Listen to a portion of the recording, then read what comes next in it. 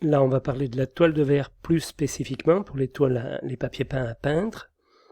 Donc, préconisée pour des murs très abîmés, la toile de verre a la particularité de s'adapter très facilement à des murs en mauvais état et irréguliers, lui valant ainsi le nom de cache-misère. Moins onéreuse que le papier peint, la toile de verre peut, une fois posée, être peinte. Elle est disponible presque exclusivement sous forme de rouleaux de couleur blanche. Elle est facile à poser et il est généralement conseillé de passer une peinture d'impression avant la pose. Dérivée du verre, la toile de verre est composée de fibres de verre très fines qui lui assurent sa solidité. Le tissage de ces fibres de verre est à l'origine de la surface en relief de la toile de verre. Alors la pose du papier peint. Il faut d'abord préparer les supports. Les murs doivent être préparés correctement et poncés avec le grain de papier de verre adapté. Pour les murs peints, lessivés à la lessive spéciale mur puis rincés sur une peinture brillante et satinée, poncée au papier de verre pour que la colle puisse tenir. Mur neuf ou poreux, appliquez une sous-couche pour plâtre ou du pré-encolleur 24 heures à l'avance. Cela protège le mur et permet le décollage du papier peint sans abîmer le mur.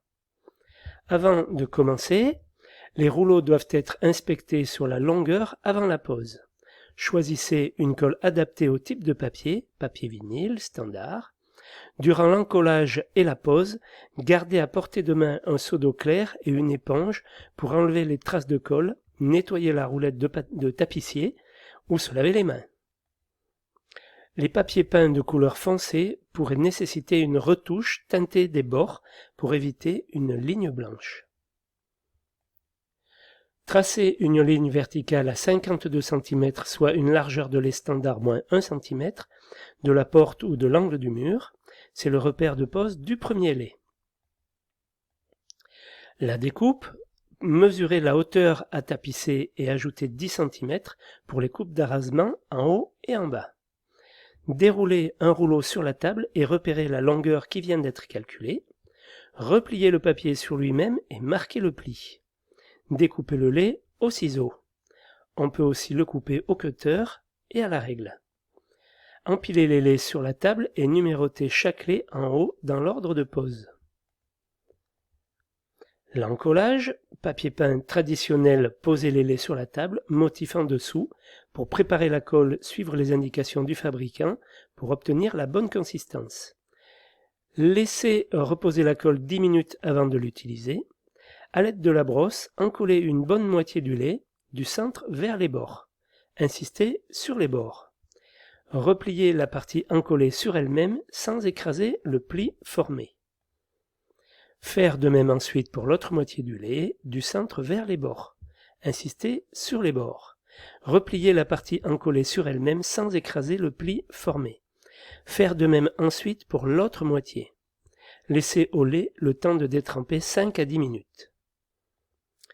L'encollage, toujours, papier peint intissé. Préparez la colle à tapisser selon les dosages et le mode d'emploi indiqué sur le produit. Étalez directement la colle sur le mur à l'aide d'un rouleau ou d'une brosse à encoller. Pour le vinyle pré-encollé, prévoir un bac de 55 cm de large rempli d'eau pour tremper le lait. Papier peint traditionnel pour la pose. Pour poser le lait, commencez par le haut. Positionnez-le selon les repères, en n'oubliant pas de la faire dépasser d'environ 5 cm vers le plafond pour la découpe. Marouflez à la brosse à tapisser en partant de l'intérieur vers l'extérieur pour chasser l'air. Vérifiez en prenant du recul que le lait est bien positionné.